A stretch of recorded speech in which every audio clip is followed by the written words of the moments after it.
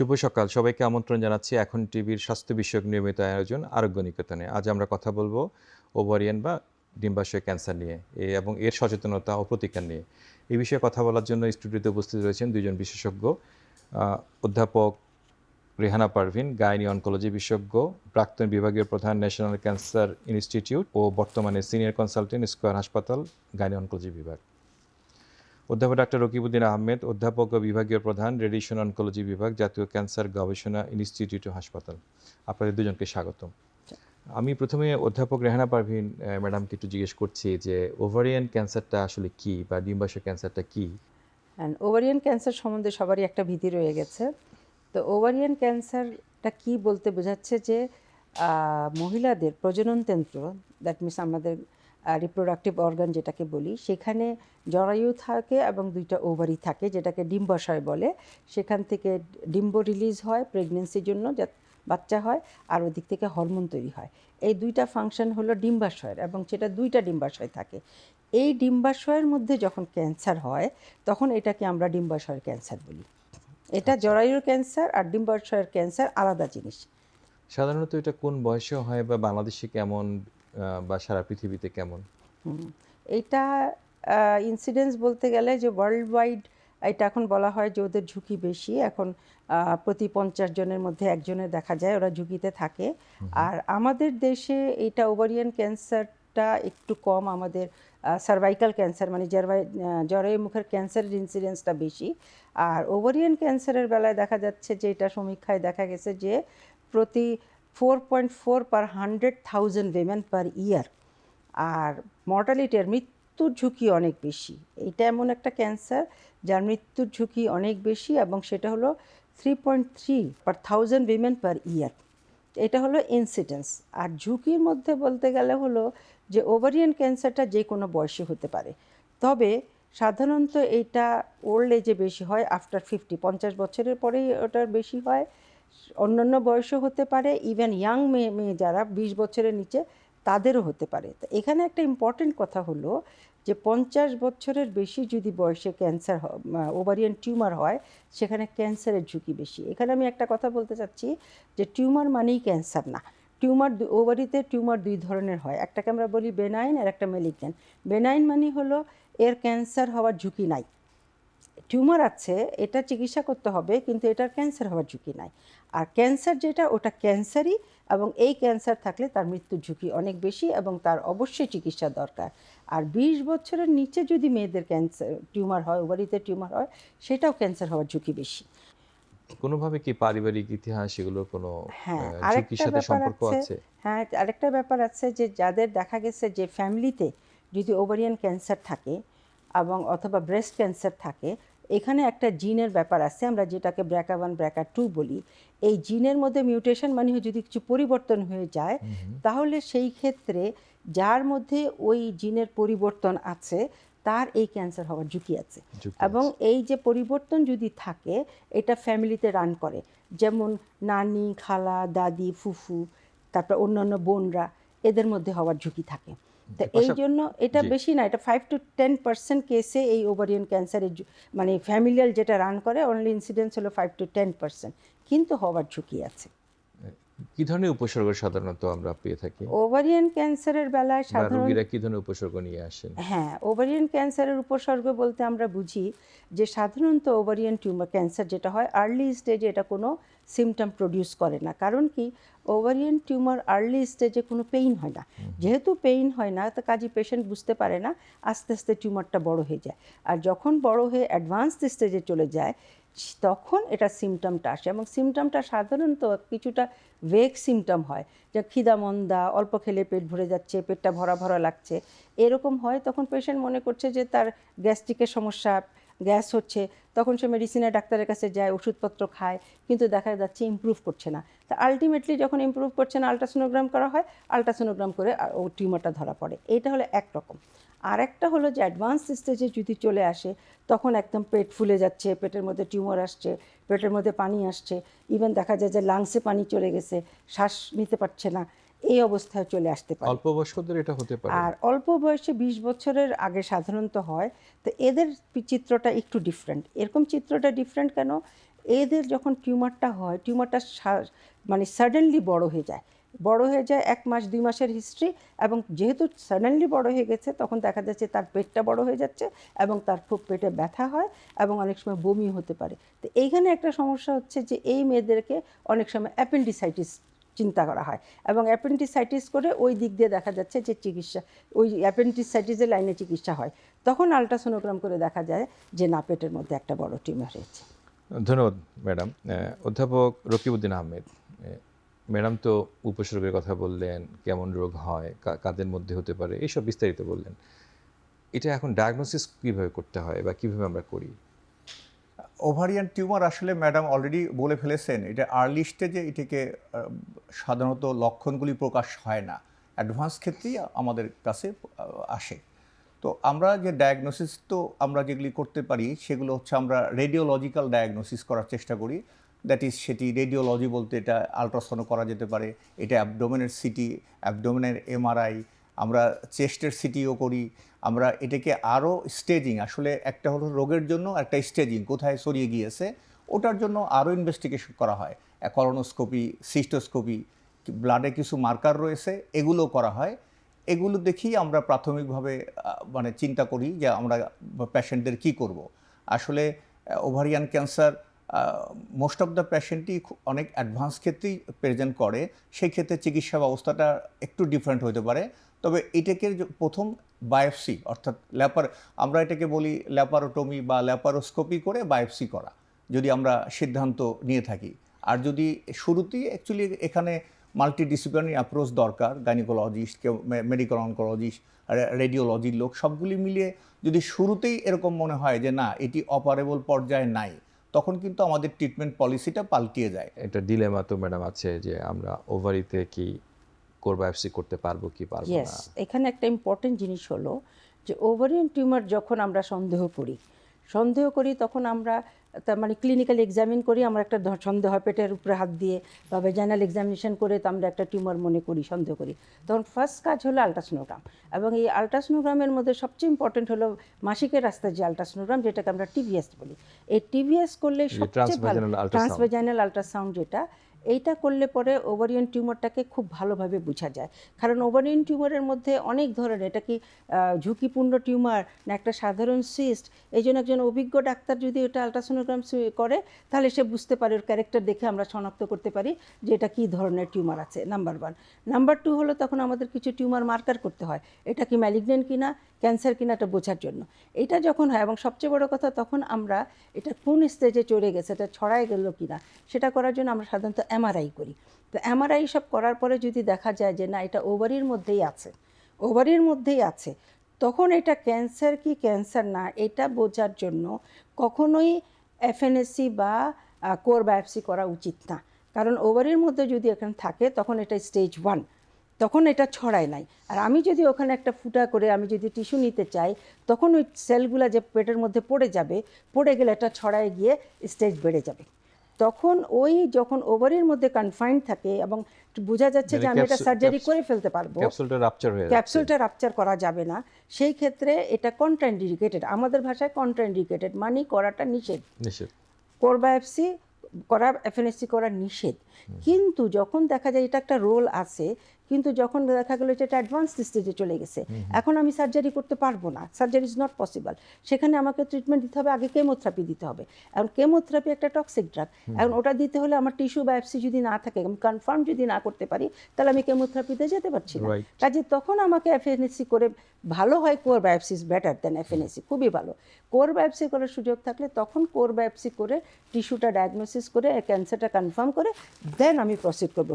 Madam, professor রকিও আরেকটা কথা বলছেন, ইমেজিং এর বা রেডিওলজির কথা বলছিলেন, যে মানে বেস্ট পসিবল রেডিওলজি কোনটা, এখানে ইমেজিং কোনটা? ইমেজিং এমআরআই প্রথমে আর্লি স্টেজ হলো, দ্যাট মিনস টিভিএস। আর যদি বলে যে আরেকটা কথা আমি বলতে চাচ্ছি, যদি দেখা যায় বড় টিউমার নিয়ে আসছে, তো টিভিএস করলে পুরোটা বোঝা যাবে না, তখন টিভিএস প্লাস অ্যাবডোমিনাল, ট্রান্সভেজাইনাল দুইটা কম্বাইন করলে আমি পুরাটা পিকচার পাবো।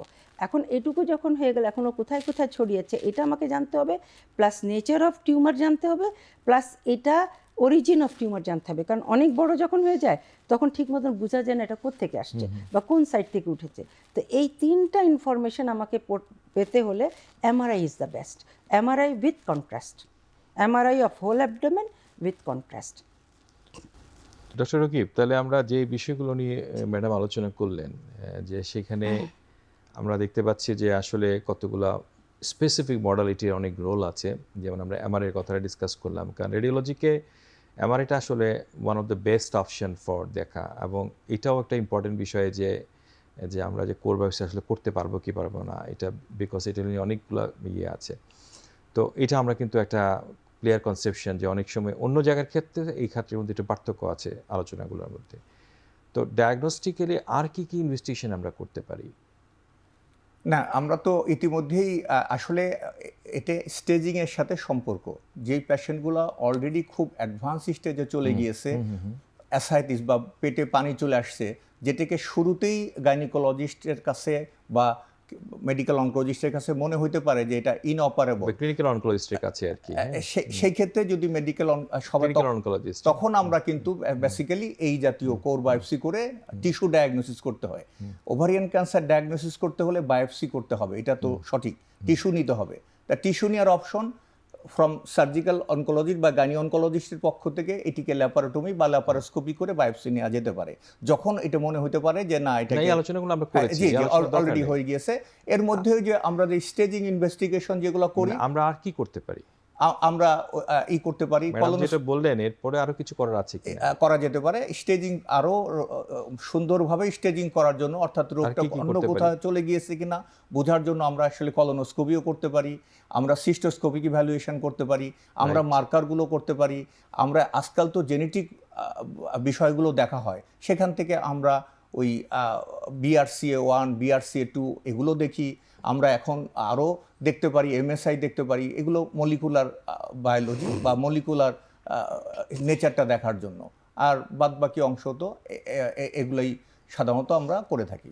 সেটাই, যে এটা হলো যে আমরা যেটা যারা ক্লিনিক্যাল অনকোলজিতে প্র্যাকটিস করি তারা কিন্তু আমরা এই জিনিসগুলো আসলে প্রায়, আপনি জানেন ম্যাডাম যে আমরা প্রায় কিন্তু এই জিনিসগুলো দেখে থাকি। কিন্তু এখন যে আলোচনাটার বিষয়টা হলো যে এখন তো সব কিছু মলিকুলার, আপনি জানেন যে BRCA1 2 BRCA2 যে নেক্সট জেনারেশন সিকোয়েন্সিংগুলো আমরা করছি, এখন বাংলাদেশে ICDB করছে, অন্যরাও ট্রাই করছে, অনেকগুলো বিদেশেও হচ্ছে। এখন আপনি নিশ্চয়ই ম্যাডাম লক্ষ্য করছেন যে সার্ভাইভাল টাইমটা কিন্তু অনেক বেড়ে গেছে পেশেন্টদের। কিন্তু আগে যে পেশেন্টকে আমরা নিওরজিবেন দিতাম, সার্জারি করতাম, ইনবিটুইন সার্জারি করতাম, তারপরে আবার ওদেরকে কিন্তু আবার অন্যান্য ট্রিটমেন্ট কিন্তু আমরা, আপনি জানেন আমরা ফলো করছি পেশেন্টগুলোকে, এবং পেশেন্টের মানে আউটকাম কিন্তু অনেক ভালো। তো ডক্টর রকিব যেটা বলছিলেন যে কোলোনোস্কোপির প্রয়োজনীয়তা হতে পারে, বা যদি অ্যাসাইটিস থাকে এর সাথে কি আমরা আরো কিছু করব, যে অ্যাসাইটিক ফ্লুইড সাইটোলজি সেল দেখবো কি দেখবো না? এখানে কোলোনোস্কোপির একটা ইম্পর্টেন্ট জিনিস, এখানে ওভারিয়ান টিউমার যেটা, এটা একটা জিনিস হয় যে ওভারিয়ান টিউমারের বেলায় এটা ওভারিতেই টিউমারটা তৈরি হয়েছে, এটাকে আমরা প্রাইমারি টিউমার বলি, যে ovary is the primary site. আরেকটা হলো সেকেন্ডারি ওভারিয়ান টিউমার, অন্য অর্গানে টিউমার হয়েছে, ওখান থেকে সে ওভারিতে ছড়িয়েছে, দুইটার ইম্প্যাক্ট ডিফারেন্ট। আমাদেরকে প্রাইমারি সাইটটা সবসময় দেখতে হয়। এবং একটা জিনিস হলো যে ওভারিতে সাধারণত যদি দুইটা ওভারিতে যদি টিউমার থাকে, দুইটা ওভারিতে যদি একসঙ্গে টিউমার থাকে, তখন আমরা মনে করি যে দুইটা ওভারিতে টিউমার আসছে, তাহলে এটা অন্য অর্গান থেকে ছড়িয়েছে। আর একটা ওভারিতে যদি টিউমার থাকে তাহলে হয়তো ওভারিয়ান ইন অরিজিন। তো দুইটা ওভারিতে টিউমার থাকলেই আমরা তখন চিন্তা করি যে প্রাইমারি সাইট অন্য জায়গায় আছে কিনা। সেটা ব্রেস্ট হতে পারে, কোলন হতে পারে, স্টমাক হতে পারে, তখন গল ব্লাডার হতে পারে। তো সেই জন্য আমাদের কিন্তু ইনভেস্টিগেশনগুলো করতে হয়। তাহলে আমরা গল ব্লাডার আলট্রাসোনোগ্রামে গল ব্লাডারটা বুঝে গেলাম, স্টমাকটা বুঝে গেলাম, তখন আমাদের এর সঙ্গে পেশেন্টের কিছু সিমটম থাকে। যদি স্টমাক হয়, ওর বমি বেশি হয়, নশিয়া বমি হয়, তখন আপার জিআই এন্ডোস্কোপি করে আমরা স্টমাকটাকে এক্সক্লুড করি। আর যখন দেখা যায় যে পেশেন্টের ডায়রিয়া হচ্ছে, অল্টারনেট ডায়রিয়া, বাওয়েল হ্যাবিটটা চেঞ্জ হয়ে গেছে, তখন আমরা কোলোনোস্কোপি করি যে কোলন থেকে আসলো কিনা, এটা একটা জিনিস। ব্রেস্ট থেকে আসতে পারে, আমরা মেমোগ্রাফি করে দেখছি, ব্রেস্টের মার্কার আছে, সেই P15-3 ওটা আমরা দেখছি। আর একটা হলো যে এই পেশেন্টের যদি ফ্যামিলিতে ওভারিয়ান ক্যান্সারের হিস্ট্রি থাকে, ফ্যামিলিতে যদি ওভারিয়ান থাকে, তখন আমরা এই পেশেন্টগুলোকে জার্ম লাইন, ওই যেটা BRCA1 BRCA2 এগুলো আমরা করে নেওয়ার উদ্দেশ্য হলো এটার উপরে ডিপেন্ড করে আমাকে পরবর্তীতে আমার কিছু যে ইমিউনোথেরাপি আছে। আপা, আমরা ছোট্ট একটা বিরতি নিয়ে আবার আসছি।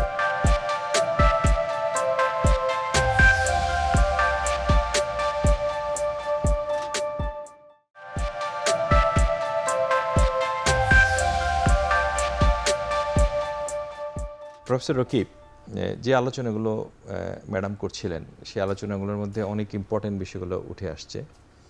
এই আলোচনাগুলোর পাশাপাশি কতগুলো গুরুত্বপূর্ণ মডালিটি অফ ইমেজিং আছে। আর কি ইমেজিং আমরা করতে পারি বলে মনে করেন আপনি? আরও একটি ইমেজিং রয়েছে পেট সিটি, সেটি খুব বেশি ইন্ডিকেটেড ওভারিয়ান ক্ষেত্রে না, কারণ এটি আসলে আগে থেকেই আমরা স্টেজিংগুলি ক্লিনিক্যালি বুঝতে পারি। আর অনেক ইনভেস্টিগেশন তো আমরা ইতিমধ্যে অলরেডি আলোচনা করেছি, সেই ক্ষেত্রে এটির খুব বেশি কিন্তু রোল ম্যাডাম এটা ইন্টারেস্টিং আছে, আমার একটা পেশেন্ট ছিল দীর্ঘদিনের পুরানো আর কি। আমি তখন খাজা ইউনুস আলী মেডিকেল কলেজের ক্যান্সার ডিপার্টমেন্টের দায়িত্বে ছিলাম। ইয়াং একটা মানে সামহাউ দে ওয়ান্ট টু, সরকারের অত্যন্ত গুরুত্বপূর্ণ দায়িত্বে প্রাপ্ত লোকজনেরই আত্মীয় ছিলেন, তো তারা ওখানে দেখাতে যেতেন আমাকে। তো আমি একটা সময় গিয়ে দেখলাম যে কোনো জায়গায় আমি কোনো ফাইন্ডিং পাচ্ছি না ম্যাডাম, কোথাও কিছু নাই, আমার এতেও কিছু পাচ্ছি না, কোনো জায়গায় অবভিয়াস কোনো কিছু নাই, কিন্তু মার্কার বাড়ছে। একটা মাত্র জিনিস হলো শুধু মার্কারটা বাড়ছে। একটা পর্যায়ে গিয়ে আমি কিন্তু এই প্যারসিটি করলাম। প্যারসিটি করার পরে দেখা গেল আন্ডার দি সারফেস অফ ডায়াফ্রামে আপনার মেটাস্ট্যাটিক ফোকাই আছে, আর কোথাও কিছু নাই। তো এরকম অনেক সময় ঘটে যে এই ঘটনাগুলো কিন্তু আমরা সাধারণভাবে ব্যাখ্যা করতে পারি না আর কি। তো এখন ম্যাডাম আপনি যেন কি আরেকটু জন্য বিরতির কি যেন বলছিলেন? হ্যাঁ, আমি বিরতির আগে যেটা বলতে চাচ্ছিলাম যে যদি অ্যাসাইটিস থাকে, এখন যেখানে দেখা যাচ্ছে যে আমি আর সার্জারি করতে পারছি না, তো সেখানে আমাকে তো টিস্যু ডায়াগনোসিস লাগবে বা সেল ডায়াগনোসিস লাগবে। তো সেখানে আমরা অ্যাসাইটিক ফ্লুইডটা নিয়ে ওখান থেকে ক্যান্সার সেল আছে কিনা সেটা দেখতে পারি।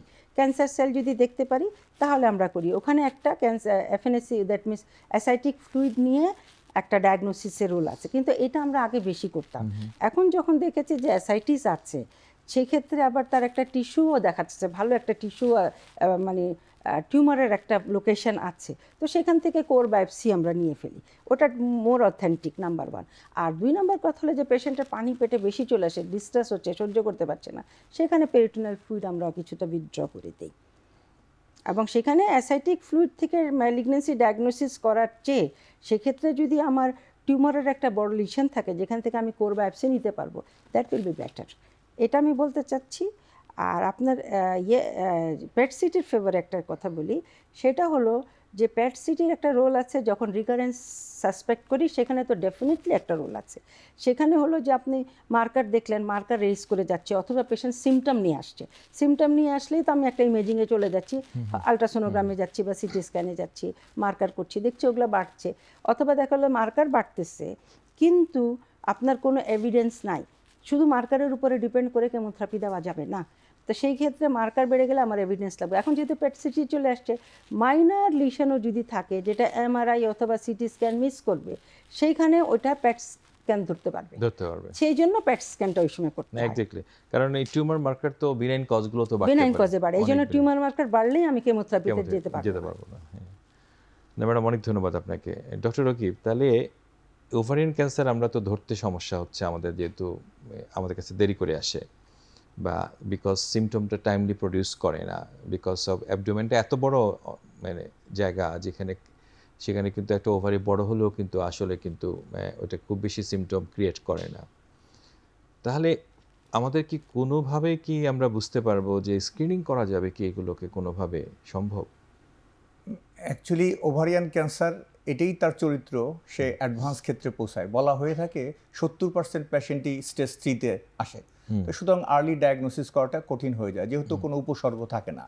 আসলে আমাদের স্ক্রিনিং তো তাদেরকেই করা হয় যাদের উপসর্গ এখনও তৈরি হয়নি রোগটাকে ডিটেকশন করার জন্য, এটিকেই আমরা স্ক্রিনিং বলে থাকি।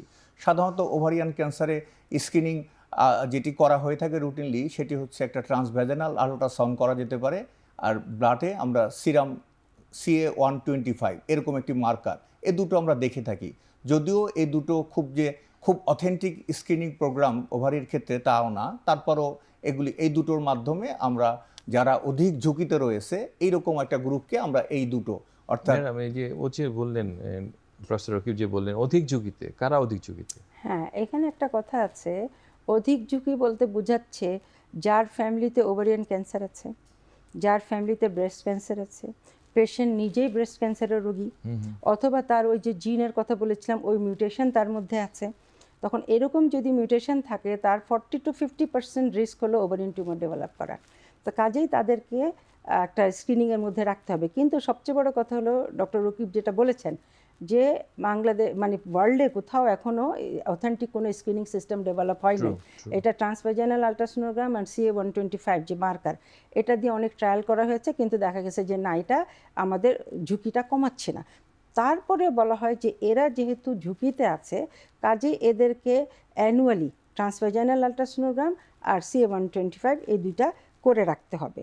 এবং এর সঙ্গে খালি এটুকু করলেই হবে না, তাদেরকে বলতে হবে যত তাড়াতাড়ি হলো ফ্যামিলিটা কমপ্লিট করতে হবে। ফ্যামিলি কমপ্লিট করার পরে তারপরে তাদেরকে অপারেশন করে ওই ওভারিটা ফেলে দিতে হবে। 40 পরেই বা 45-এর পরে ওভারিটা ফেলে দিতে হবে। কারণ যতদিন ওভারির দরকার আছে, আমার হরমোনের দরকার আছে, আর্লি স্টেজে তার প্রেগনেন্সি দরকার আছে, পরবর্তী স্টেজে তার হরমোনের দরকার আছে, কিন্তু 45-এর পরে আমার ওভারির আর কোনো দরকারই নাই, কিন্তু তার ঝুঁকিতে সে আছে, তখন ওভারিটা ফেলে দিতে হবে। আর তার আগেও কিছু পদ্ধতি আছে যেগুলো প্রিভেনশনের জন্য ওই ঝুঁকিপূর্ণ রোগীদের করা হয় আর কি। তো ম্যাডাম, একটু এই ওভারি যদি আপনার কাছে ডায়াগনোসড হলো, তো ডায়াগনোসড হওয়ার পরে যদি অ্যাডভান্স স্টেজে আসে, তো আমরা তো বলি নিউঅ্যাডজুভেন্ট কেমোথেরাপি দিতে হবে। তো প্রফেসর রকিব তো একজন ক্লিনিক্যাল অনকোলজিস্ট, কী ধরনের কেমোথেরাপি আপনারা ইউজ করেন? সাধারণত এটি টিউমার বোর্ডের সিদ্ধান্ত হয়ে থাকে যে কাদেরকে আমরা নিউঅ্যাডজুভেন্ট থেরাপি দিব। আমাদের ক্ষেত্রে আমরা যেটা করে থাকি সাধারণত 3টা সাইকেল নিউঅ্যাডজুভেন্ট কেমোথেরাপি দিয়ে ফাইনালি কিন্তু সার্জারি করতে হয়। আসলে প্রধান চিকিৎসা তার total removal of the tumour.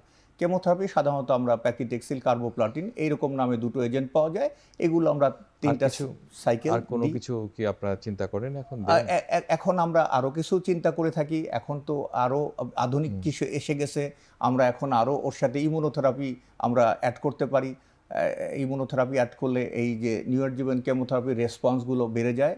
এগুলো নিউয়ার মলিকুল, এগুলো আমরা করে থাকি। ইমিউনোথেরাপি কোনটার কথা বলছেন আপনি? কোনটা অ্যাড করতে যাচ্ছেন? আমরা ইমিউনোথেরাপি এখন দিতে পারি ওভারিয়ান ক্যান্সারে। মানে কোনটা, মানে কোনো একটা স্পেসিফিক, আমরা ধরেন এটা পেকলি কার্বো দিচ্ছি, তার সাথে আমরা অ্যান্টি এনজিওজেনিক কোনো ফ্যাক্টর, আমরা যদি স্পেশালি যদি অ্যাসাইটিস থাকে তাহলে আমরা বিভাসিজুমাব যেটি বলা হয়ে থাকে, vascular endothelial growth factor inhibitor, এটি অ্যাড করলে রেসপন্সের পরিমাণটা বেড়ে যায়। এগুলো আমরা কিন্তু দিয়ে থাকি। আচ্ছা ম্যাডাম, তাহলে এরপরে আপনি অপারেশন করবেন, কী ধরনের অপারেশন আপনারা করেন সাধারণত? হ্যাঁ, আমাদের অপারেশনটা 2 রকম। একটা হলো যে একটা পেশেন্টকে অ্যাসেস করে দেখা হয় যে পেশেন্টের জেনারেল কন্ডিশন কীরকম, আর একটা হলো যে টিউমারটা সম্পূর্ণভাবে ফেলা সম্ভব কিনা। আমাদের টার্গেট হলো যতটুকু টিউমার আছে, যেখানে যেখানে টিউমারটা ওভারিতে আছে সেটা, ইন এডিশন যেখানে যেখানে ছড়িয়েছে বা ছড়ানোর সম্ভাবনা আছে সব ফেলে দেওয়া।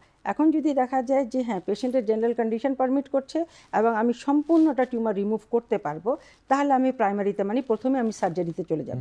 সার্জারি করার পরে আমি কেমোথেরাপি দিব, যেগুলো মাইক্রোমেটাস্টেসিস আছে হিডেন, যেটা ফেলা সম্ভব না, চোখেও দেখা যায় না, সেগুলোকে সে কেমোথেরাপি টেক কেয়ার করবে। মানে আবার পোস্ট অপারেটিভ? হ্যাঁ, পোস্ট অপারেটিভলি কেমোথেরাপি। অপারেশনের সময় আর অপারেশনের সময় যদি দেখি, যে উনি বললেন যে দেখা গেলো যে অপারেশন করা যাবে না, তখন আমরা আগে দেখি যে হ্যাঁ এই অবস্থায় আমি অপারেশন করে সমস্ত টিউমার ফেলতে পারবো না, সেই ক্ষেত্রে আমরা নিউঅ্যাডজুভেন্ট কেমোথেরাপি দিই। কেমোথেরাপি দিলে পরে হবে কি, দূরের টিউমারগুলো ছোট অ্যাবজর্ব হয়ে যাবে, অ্যাসাইটিস চলে যাবে, ইফুশন চলে যাবে, টিউমার সাইজ ছোট হয়ে যাবে, তখন আমি অপারেশন করব। অপারেশন করে যেখানে টিউমার আছে বা যেখানে যেখানে ছড়াতে পারে সব আমি ফেলে দিব। আমরা যে একটা টার্ম ইউজ করে এটাকে ইন্টারভাল সাইটোরেডাকটিভ সার্জারি বলে। এক্স্যাক্টলি। তো এটা ছাড়া যেমন হাই প্যাকের কথা, আমি হাই প্যাকের কথা হলো এইটা হলো হাইপারথার্মিক ইন্টারপেরিটোনাল কেমোথেরাপি। হ্যাঁ, এটা হলো যে কেমোথেরাপি, যেটা হলো যে আমরা তো অপারেশন করার পরে কেমোথেরাপি দেই আইভি ইন্ট্রাভেনাস।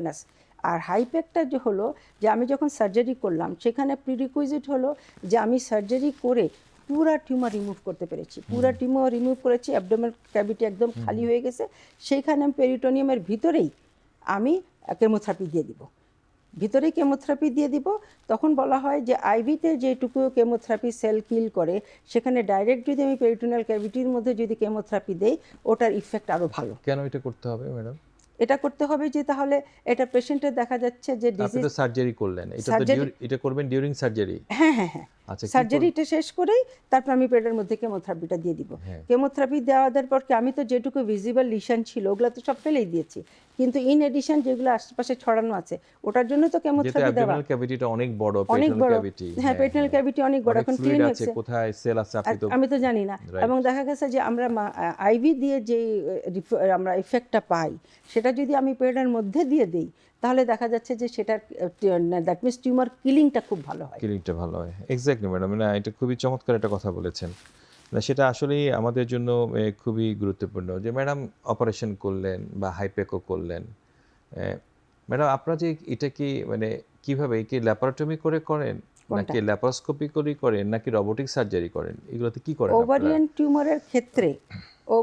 টিউমারের ক্ষেত্রে ল্যাপারোস্কোপির কোনো রোল নাই, কারণ ওভারিয়ান টিউমার যদি আর্লি স্টেজেও হয় এটা পুরা টিউমারটা ইনট্যাক্ট বের করতে হয়, কোনো স্পিলেজ হওয়া যাবে না। স্পিলেজ হলে আমার আপ স্টেজ হয়ে গেল, তো এই জন্য Laparotomy ল্যাপারোস্কোপির কোনো সুযোগ নাই। ওভারিয়ান টিউমার যখনই আমি ক্যান্সার চিন্তা করব ডেফিনেটলি একটা হলো যে ল্যাপারোটমি, পেট কাটতেই হবে। এবং আরেকটা ইম্পর্টেন্ট কথা হলো পেটটা এইভাবে সিজারে যেভাবে ইনসিশন দেওয়া হয় তলপেটে ওইটা করা যাবে না কোনো দিনও না, সবসময় লম্বা করে কাটতে হবে, মানে vertically দিতে হবে। ভার্টিক্যাল ইনসিশন দিতে হবে। কারণ কি আমাকে পুরো পেটটা দেখতে হবে যে কোথায় কোথায় ছড়াতে পারে এবং যেখানে ছড়াতে পারে সেগুলো আমাকে রিমুভ করতে হবে। তো কাজেই ট্রান্সভার্স সিজারিয়ান সেকশনের ইনসিশন দিলে আমি আপার অ্যাবডোমেনটা দেখতে পারবো না। কাজেই ওভারিয়ান টিউমার হলে মানে সি সেকশনের ইনসিশনের কোনো রোল নাই। প্রফেসর রকিব, ম্যাডাম তো করলেন, এরপরে আপনার কাছে আসলো, আপনি ক্লিনিক্যাল অনকোলজিস্ট হিসেবে আপনি কেমোথেরাপি, পোস্ট অপ কেমোথেরাপি দিলেন। দেওয়ার পরে প্রায় বলা হচ্ছে যে ম্যাডাম একটা কথা বারবার বলছেন BRCA1 BRCA2 বা BRCA1-2 আছে, যদি পজিটিভ হয় কি করবেন? আমরা যদি ব্রাকা পজিটিভ হয় 1-2 পজিটিভ হলে আমরা এটিকে বলি টার্গেটেড থেরাপি, আমরা এটাকে পার্প ইনহিবিটর বলে, সংক্ষেপে আমাদের টার্গেটেড থেরাপি আমরা বলি। আমরা এই টার্গেটেড থেরাপি দিয়ে থাকি। বাংলাদেশে অ্যাভেলেবল টার্গেটেড থেরাপিগুলি রয়েছে, অনেকগুলি মলিকুলই পাওয়া যায়, সেগুলো আমরা সাধারণত দিয়ে থাকি। এগুলা আমরা প্রাসঙ্গিকভাবে একটু জিজ্ঞেস করি যে বাংলাদেশের ফার্মাসিউটিক্যালস তো আছে যে আপনার যে ওভারিয়ান ক্যান্সার চিকিৎসা করার জন্য সব ধরনের কেমোথেরাপি বা টার্গেট থেরাপি বা ইমিউনোথেরাপি কি বাংলাদেশে পাওয়া যায়? বাংলাদেশে কেমোথেরাপি যেগুলো ওভারিয়ান ক্যান্সারের জন্য ব্যবহার হয় একেবারে সবগুলো দেশি বিদেশি সবগুলো এজেন্টই রয়েছে। আমরা যদি টার্গেটেড থেরাপি যেগুলোকে পার্প ইনহিবিটর হিসাবে বলতে চাচ্ছি সেগুলো সবগুলো ব্র্যান্ড, ওলাপারিব, নিরাপারিব, সব ধরনের ট্যাবলেটগুলো রয়েছে। নট অনলি দ্যাট, এখন যে নিউয়ার মলিকুল যে অ্যাড করা হচ্ছে নতুন ইমিউনোথেরাপি সেটিও বাংলাদেশে বলা যেতে পারে।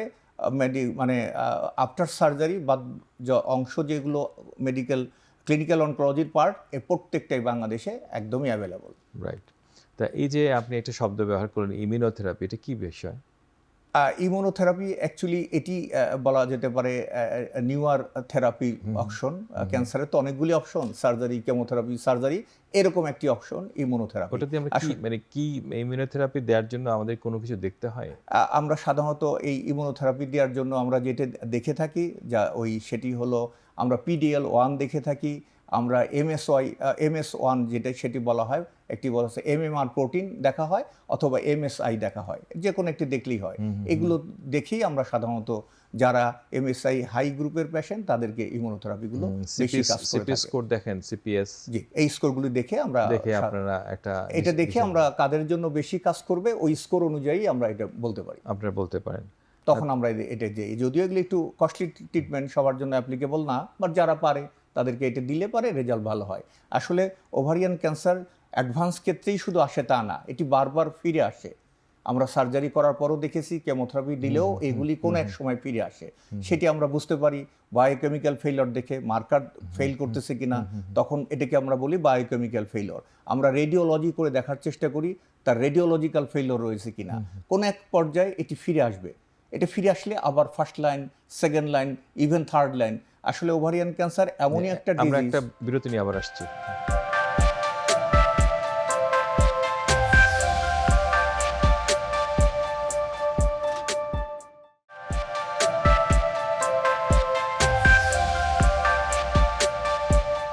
যা বলছিলেন খুব সংক্ষেপে বলুন, আমাদের হাতে সময় খুবই কম। আচ্ছা, মানে ওভারিয়ান ক্যান্সার বারবারই ফিরে আসার সুযোগ রয়েছে। অ্যাকচুয়ালি যেহেতু আমি প্রথমেই বলেছি এটা অ্যাডভান্স কেস, এটি কিন্তু 5 ইয়ার সার্ভাইভাল মানে বলা যেতে পারে up to 35 to 40% up to তো সুতরাং এটা ফিরে আসবে। এই ফিরে আসলে যখন ফিরে আসে আমাদেরকে দ্বিতীয়বার আবার চ্যালেঞ্জ করতে হয়। আমরা দ্বিতীয়বার আবার কেমোথেরাপি দেই, প্রথম লাইন যে কেমোথেরাপি দিয়েছি সেটিও দেই বা পাল্টিয়ে দেই। মোট কথা হচ্ছে ওভারিয়ান ক্যান্সার যতবারই ফিরে আসে ততবারই ট্রিটমেন্ট দিলে ততবারই রেজাল্ট পাওয়া যায়, আবারও ফিরে আসে আবারও ট্রিটমেন্ট দিলে আবারও রেজাল্ট পাওয়া যায়। ম্যাডাম, আপনার কাছে যেটা প্রশ্ন হলো যে প্রায় আমরা শুনি আজকাল সবাই বলাবলি করছেন রোবোটিক সার্জারি, এখানে কি রোবোটিক সার্জারি করার সুযোগ আছে বা কোনো রোল আছে? রোবোটিক সার্জারি আসলে এটা তো মিনিমাল ইনভেসিভ সার্জারি, যেটা হলো ল্যাপারোস্কোপিক সার্জারি, যে তারই আরেকটা ইমপ্রুভড ভার্সন হলো robotic surgery. Improved version robotic surgery, minimal access surgery. তো ওইটা হলো সার্জারি করা যাচ্ছে, কিন্তু যখন টিউমারটা বের করতে হচ্ছে তখনই তো সমস্যা, তখনই তো এটার ইনট্যাক্ট বের করা যাচ্ছে না। তো যেহেতু ইনট্যাক্ট বের করা যাচ্ছে না, সার্জারি তো খুব সুন্দর করে করা যাবে, কিন্তু টিউমার তো ইনট্যাক্ট বের করা যাচ্ছে না, আর টিউমার তো আমার কেটে কেটে আনা সম্ভব না। তো সেই জন্য এটার রোল এখনও কিন্তু পরীক্ষিত না, এখনও পরীক্ষিত না। না, আপনি চমৎকার বলেছেন আসলে। কারণ আমরা যখনই কারণ আমাদের দেশগুলোতে এখন মানুষ সবসময় গুগলে দেখে, ইন্টারনেটে দেখে নতুন নতুন টেকনোলজি, মানুষের এখন আগ্রহ হলো নতুন টেকনোলজি তাকে অ্যাডপ্ট করা, সাহায্য করা। আমাদের ডক্টররাও সে ব্যাপারে আগ্রহী। ম্যাডাম, একটা প্রশ্ন যে আর্টিফিশিয়াল ইন্টেলিজেন্স যে মেডিকেল সায়েন্সে কীরকম অবদান রাখতে পারে বলে আপনি মনে করেন? আর্টিফিশিয়াল ইন্টেলিজেন্স অবদান একটা ভালোই রোল আছে আর্টিফিশিয়াল ইন্টেলিজেন্সের, কারণ ওদের কাছে তো অনেক ডেটা থাকে। তো অনেক ডেটা থাকে, তারপরে একটা টিউমার যেমন হয়তো আমি বুঝতে পারছি না এটা কী ধরনের টিউমার, তো ম্যালিগনেন্সির ফেভারে ওদের অনেক ছবি আছে, অনেক ফিল্ম আছে। তাহলে আমার আমি টিউমারের একটা ফিল্ম দিলাম, ধরেন আলট্রাসোনোগ্রাম করে আমি একটা ফিল্ম দিলাম, তখন ওটা যদি এআই সঙ্গে থাকে তো অনেকগুলো নিয়ে এসে দেখবে যে কোনটার সঙ্গে আমারটা ম্যাচ করলো, কম্পেয়ার করে দেখা গেল যে ওইটার সঙ্গে ম্যাচ করে গেছে। ওইটা বেসিক্যালি হলো, হ্যাঁ এটা এক্স্যাক্টলি ম্যাডাম, এটা এইভাবেই ওরা করে। এটা হলো মেশিন লার্নিং, এটা জাস্ট মেশিন লার্নিং। তো মেশিন মানে হলো কি, মেশিনকে যে ডেটা আমি ইনপুট দিয়েছি, হাজার হাজার ডেটা ওকে দেওয়া হয়েছে, তা ওর কাজ হলো ওই ডেটা ওর মেমোরিতে রাখতে পারে, একটা মানুষের পক্ষে সম্ভব না। এবং উইদিন ভেরি ফিউ সেকেন্ডস ও সবগুলো অ্যানালাইসিস করে ও এক্সাক্ট ছবিটা নিয়ে আসে। মেশিন লার্নিং এর একটা ইয়েটা হলো যে মানে, কিন্তু আমি যদি ডেটাটা ভুল দেই, প্রযুক্তিগুলো না ম্যাডাম, একটা জিনিস হলো যে প্রযুক্তিগুলো স্থানীয়ভাবে সহজলভ্য হতে হবে। কিরকম? ডেফিনেটলি ধরুন তাকে আসলে মেশিনকে শেখাতে হয় যে মেশিন শিখে যে একটা বিড়াল, তাকে বিড়াল হিসেবে সে আইডেন্টিফাই করে। কিছুদিন পরে যখন একটা মোটা বিড়াল আসে তখন সে বলে দেয় যে এটা হলো কুকুরের বাচ্চা। হ্যাঁ, তো মেশিন লার্নিং এর একটা জটিলতা আছে, এই জন্য মেশিন লার্নিং এর পারফেকশনের জন্য একদম একুরেট জিনিসগুলো তাকে শেখাতে হয়। এবং এটাই হলো কথা যে মেশিন লার্নিংকে যদি আপনি ভুল ইনফরমেশন দেন, ও তো ভুল ইনফরমেশনটা শিখবে। এখন যে ওকে শিখাবে তার নলেজ কতটুকু, সে কতটুকু অ্যাকিউরেটলি জানে, এবং আমি যে ডাটাটা দিচ্ছি ওই ডাটাটা কতখানি অ্যাকিউরেট, ওটার অ্যাকিউরেসির উপরে ডিপেন্ড করবে মেশিন কি শিখবে এবং সে কি আনসার দিবে। ওকে, প্রফেসর রকিব, মানে আপনি তো রেডিয়েশন থেরাপিও দিয়ে থাকেন, আপনাদের তো ন্যাশনাল ক্যান্সার ইনস্টিটিউটে মেশিনপত্র আছে রেডিওথেরাপি দেওয়ার, ওখানে কি আপনারা আর্টিফিশিয়াল ইন্টেলিজেন্স ইউজ করেন? না, আমাদের এখন আমরা ওই পর্যায়ে যেতে পারি নাই আর্টিফিশিয়াল ইন্টেলিজেন্স। এটি আনলে আসলে ডায়াগনস্টিক ফ্যাসিলিটিটা বাড়বে। না, আপনাদের মেশিনের কন্ট্রোলিং বা আমরা আমাদের কাছে এক্সিস্টিং যে মেশিনগুলো রয়েছে এখানে এটিকে আমরা যোগ করি নাই, কিন্তু আমরা যে নতুন যে নিউয়ার মেশিন আমরা যেটি কিনতে যাচ্ছি সেটিতে আমরা ওই কন্ট্যুরিং যে অংশটুকু টিউমারকে আমরা ড্র করব, সেখানে আমরা এটি এআই প্ল্যানিং, এগুলোতে কন্ট্যুরিং যাতে করা যায় সেটি আমরা ভেরি সফিস্টিকেটেড। তো ম্যাডাম অনেক ম্যাথমেটিক্যাল ক্যালকুলেশন খুব বেশি, এগুলা প্রিসাইজ করার জন্য আসলে আর্টিফিশিয়াল ইন্টেলিজেন্সের বড় ধরনের এটি আমরা যোগ করেছি। নিউ মেশিন কেনার ব্যাপারে যে স্পেসিফিকেশন এটি আমি যোগ করেছি। ইনশাআল্লাহ পরবর্তীতে আমরা এআই বেস কন্ট্যুরিং করতে পারবো। অ্যাকচুয়ালি তাই, এখন পৃথিবী মানে আর্টিফিশিয়াল ইন্টেলিজেন্সের দিকে আগাচ্ছে, আমরা পিছিয়ে থেকে পারবো না আসলে। এবং এটার জন্য পারফেক্ট ট্রেনিং দরকার, exactly. Without any training, machine কেনার আগে ট্রেনিংটা আগে এনশিওর করা দরকার। খুবই দরকার। না, মেশিন কেনার আগে তো করতে পারবে না ম্যাডাম, মেশিন কিনে তারপর ট্রেনিং এ যেতে হবে। সেটা যাবে, কিন্তু তার নলেজটা গেইন করে যেতে হবে। হ্যাঁ, বেসিক নলেজটা কি জানতে চাচ্ছে, কি শিখতে চাচ্ছে, এই নলেজটা নিয়ে যেতে হবে। না ম্যাডাম, ওভারিয়ান ক্যান্সারের রোগীদের জন্য বা সাধারণ বাংলাদেশের মা বোনদের জন্য আপনার কি কিছু বলার আছে, বা তারা কি করবে? বা কীভাবে সাবধান হতে পারে? হ্যাঁ, এখানে আমার একটা ইম্পর্টেন্ট কথা বলার আছে। এটা হলো যে যদি ধরেন বিশেষ করে 50-এর পরে মেনোপজাল লেডি, এই ধরনের রোগীদের যদি দেখা যায় যে হঠাৎ করে তার খিদামন্দা হচ্ছে, খেতে পারতেছে না, পেটটা ভরা ভরা লাগছে, এরকম যদি লাগে তো সাধারণত সে মেডিসিনের ডাক্তারের কাছে যায়। তো ঠিক আছে, মেডিসিনের ডাক্তারের কাছে গেলেও, চিকিৎসা গেলে যদি সে ভালো হয়ে যায় খুব ভালো, কিন্তু দেখা গেলো যে না, তার এই সিমটমটা ওষুধ খেলে পরে পুরোপুরি সারছে না। মাসের মধ্যে দেখা যাচ্ছে যে প্রায় 2 সপ্তাহের মতো তার সিমটমটা পারসিস্ট করছে, অথবা দেখা গেলো প্রতি মাসেই হচ্ছে। এরকমই যদি হয় তখন ম্যাডাম তাকে একটা বিরতি নিয়ে আবার আসছি। আচ্ছা,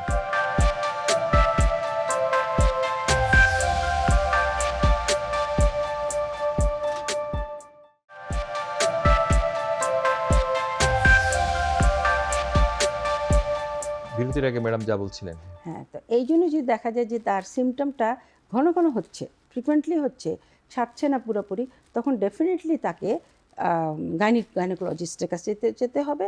সেখানে তাকে এক্সামিন করতে হবে, টিভিএসটা করতে হবে এবং তাকে মার্কার দেখতে হবে, CR-125 দেখতেই হবে, এটা একটা কথা। আর মেডিসিনের ডাক্তারও বা যারা জেনারেল ফিজিশিয়ান আছে তাদের কাছেও যদি একটা রোগী এরকম অবস্থায় আসে, তাহলে তাদেরও উচিত এই রোগীগুলোকে গাইনোকোলজিস্টের কাছে পাঠিয়ে দেওয়া, এটা একটা। আরেকটা জিনিস হলো যে পেটের মধ্যে যখনই শুধু কারো কাছে একটু পেটটা মনে হচ্ছে যে হঠাৎ একটু বড় বড় লাগছে, অনেক রোগী আছে পেট বড় লাগার পরে 6 মাস 1 বছর পর সে পেটটা যদিও মনে হচ্ছে একটু বড় বড় লাগতেছে, যে না চর্বি জমে গেছে, বড় হয়ে গেছে, এটা চিন্তা না করে তাকে একজন গাইনোকোলজিস্টের কাছে যাওয়া উচিত, 2 নম্বর কথা। 3 নম্বর কথা হলো যে ইয়াং বাচ্চা মেয়ে 20 বছরের কম বয়স বা অ্যারাউন্ড 30, বিলো 30, হঠাৎ দেখা গেলো পেটে খুব ব্যথা, পেটটা একটু বড় লাগছে, তখন অ্যাপেন্ডিসাইটিস চিন্তা করবে, কিন্তু ওই দিকটা একটু তাকে ধ্যান দিতে হবে, এগুলো তাকে একটু কেয়ারফুল হতে হবে। এবং সবচেয়ে আরেকটা কথা হলো যদি ফ্যামিলিতে ব্রেস্ট ক্যান্সারের রোগী থাকে, তাহলে ওই যে আর মহিলারা যারা আছে, অন্য যারা আছে, তখন ওই ব্র্যাকাটা টেস্ট করতেই হবে, কারণ তার যদি সবাইকে ব্র্যাকাটা টেস্ট করে নিতে হবে। ফ্যামিলিতে যদি ব্রেস্ট ক্যান্সারের ডিজিজ থাকে অথবা অন্য কারো ওভারিয়ান ডিজিজ থাকে, তাহলে সবাইকে একটু ব্র্যাকাটা করে নেওয়া দরকার। একদম একদম চমৎকার বলেছেন ম্যাডাম। না অ্যাকচুয়ালি এই আইডিয়াগুলোই আসলে আমাদের মানুষের জানা দরকার, আসলে কার কখন কি হয় আমরা তো কেউ জানি। কারণ এখন দেখা যাচ্ছে যে একটা বাংলাদেশে ক্যান্সার এমনভাবে বৃদ্ধি পেয়েছে যে প্রতি বৃহত্তর ফ্যামিলি কারো না কেউ ক্যান্সারে ভুগছে। এবং ক্যান্সারের রোগী বাংলাদেশে যদিও আমাদের উপাত্ত ডাটা রেজিস্ট্রি নাই, কিন্তু প্রচুর ক্যান্সারের রোগী আমাদের দেশে প্রতিদিন আমরা দেখতে পাচ্ছি। এবং আমাদের যদিও ক্যান্সার ডাক্তারের সংখ্যা অনেক কম, সে তুলনায় কিন্তু অনেক বৃদ্ধি পাচ্ছে। প্রফেসর রকিব, জাতীয় ক্যান্সার গবেষণা ইনস্টিটিউটে সক্ষমতা বৃদ্ধির জন্য ধরেন অনেক কিছু আছে, অনেক কিছু চলছে, কিন্তু এই ধরনের রোগীগুলোকে যারা ডায়াগনোসিসে ডিলে হয় বা দেরি করে আসে বা ট্রিটমেন্ট দিতে দেরি হচ্ছে, আমরা হয়তো দেওয়ার কথা কেমোথেরাপি অথবা দেওয়ার কথা রেডিওথেরাপি দিচ্ছি, কেমোথেরাপি, অপারেশন করার সময় পাচ্ছে না, অ্যাপয়েন্টমেন্ট পাচ্ছে না, শিডিউল পাচ্ছে না, আমরা কেমোথেরাপি দিচ্ছি। তো এগুলোকে আপনি কতটা যৌক্তিক মনে করেন? না, অ্যাকচুয়ালি আইডিয়াল ট্রিটমেন্টের দিকেই তো আমাদের যাওয়া উচিত। তো আমাদের তো সক্ষমতার একটা কোয়েশ্চেন রয়েছেই। রেডিওথেরাপি অ্যাকচুয়ালি ক্যান্সারের চিকিৎসা একটা প্রধান মোড। বিভিন্ন ক্যান্সারের পেশেন্টদেরকেই রেডিয়েশন লাগে, নট অনলি দ্যাট, অ্যাকচুয়ালি সবগুলো জায়গায় লাগে। রেডিওথেরাপি এমনই একটা বিষয়, ক্যান্সার রোগের শুরু থেকে যদি আমি শেষ পর্যন্ত তার জার্নিটার কথা বলি, তাহলে কোনো না কোনো এক পর্যায়ে প্রায় 80%-এর বেশি রোগীর কোনো না কোনো সময় রেডিয়েশনের প্রয়োজনীয়তা দেখা দেয়। বাট দুঃখজনক আমাদের তো রেডিয়েশন সেন্টারের সংখ্যা সরকারিভাবে খুবই কম। আমাদের প্রায় 300 মেশিন দরকার, সেটি কম। স্পেশালি পেরিফেরি পেশেন্টগুলো আমাদের এখানে এসে অসম্ভব হয়রানির শিকার হয়, কারণ আমরা তাদেরকে চাইলেও সময় মতো রেডিওথেরাপিটা দিতে পারি না। আমার মনে হয় আমরা বিভাগীয় শহরগুলোতে সরকার ইতিমধ্যে একটা প্রজেক্ট রয়েছে মেশিন কেনার ব্যাপারে, এগুলো আসলে হয়তো আমাদের এটা আমি মনে করি যে বিভাগীয় শহরগুলো বা পুরনো মেডিকেল কলেজগুলো থেকে যদি আমরা রেডিয়েশন ফ্যাসিলিটিসটাকে বাড়াতে পারি, তাহলে এই অংশটা অনেকটাই কমে যাবে। কিন্তু ট্রিটমেন্টের একটা স্ট্যান্ডার্ড প্রোটোকলের বাইরে ট্রিটমেন্ট করার আসলে সুযোগ আসলে নাই। আসলে ট্রিটমেন্ট আমাদেরকে স্ট্যান্ডার্ডই করতে হবে। আমরা যদি না পারি, আমরা সরকারকে বলবো যে আমরা কিন্তু একটা নিরুপায় কন্ডিশনে আছি। তখন কিছু কিছু ক্ষেত্রে যদি কোনো স্ট্যান্ডার্ড লোকালি আলাপ আলোচনা করে সবাই মিলে এটা করা যায় কিনা, তখন করা যাবে। কিন্তু আসলে ইন্ডিভিজুয়াল ইনস্টিটিউট কিন্তু আসলে এটা করতে পারবে না ম্যাডাম, যেটা আমরা এখন প্র্যাকটিস করছি, এটা আসলে থেকে বের হতে হবে আমাদের। তবে এটা হলো যে এটার সব সরকার শুধু যে ওটা না, সারা বাংলাদেশের সব প্রতিষ্ঠানে কিন্তু জিনিসগুলো এরকমই হচ্ছে। কিন্তু তবে গুরুত্ব কতখানি, উইদিন ডিউ টাইম ট্রিটমেন্ট করলে পেশেন্টের সার্ভাইভাল রেট কতটুকু হচ্ছে, আর যদি আমি ছেড়ে ছেড়ে ট্রিটমেন্ট দিই তখন সার্ভাইভাল রেট কীরকম হচ্ছে, এই ইম্প্যাক্টটা যদি ভালো করে সঠিকভাবে তাদেরকে বোঝানো যায় এবং এখানে আপনার খরচ কতটুকু আসবে, টোটাল বাজেটের কত পার্সেন্ট দিলে পরে আমি এটা পেশেন্টকে বেনিফিট দিতে পারি, এইটা ক্লিন কাট ধারণা যদি ওনাদেরকে দেওয়া যায়, যারা স্টেক হোল্ডার নীতি নির্ধারক যারা, ক্লিন কাট যারা নীতি নির্ধারক তাদেরকে যদি ক্লিন কাট ধারণা দেওয়া যায় তাহলে আমার মনে হয় যে তারা এদিকে মনোযোগ দিবে।